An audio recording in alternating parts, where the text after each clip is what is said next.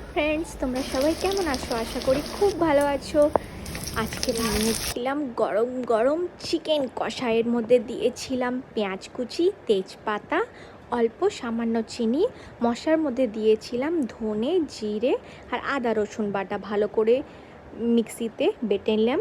তার সাথে দিয়েছিলাম টমেটো পেস্ট, তার মধ্যে দিয়েছিলাম গুঁড়ো মশলা কিছু, হলুদ, গুঁড়ো লঙ্কা, কাশ্মীরি গুঁড়ো লঙ্কা আর একটু ধনে গুঁড়ো।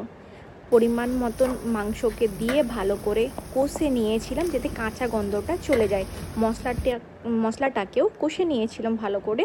তারপরে যাতে কাঁচা গন্ধটা ভালো করে চলে যায়, যাতে মাংসটাকে ভালো করে কষে কষে কষে কষে এইভাবে মাংসটা বানিয়ে নিলাম।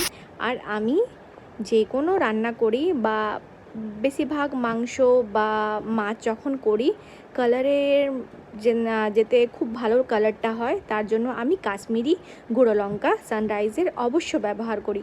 সানরাইজের মশলাগুলো প্রত্যেকটা খুবই ভালো। তো নেক্সট ভিডিওতে আবার দেখা হচ্ছে।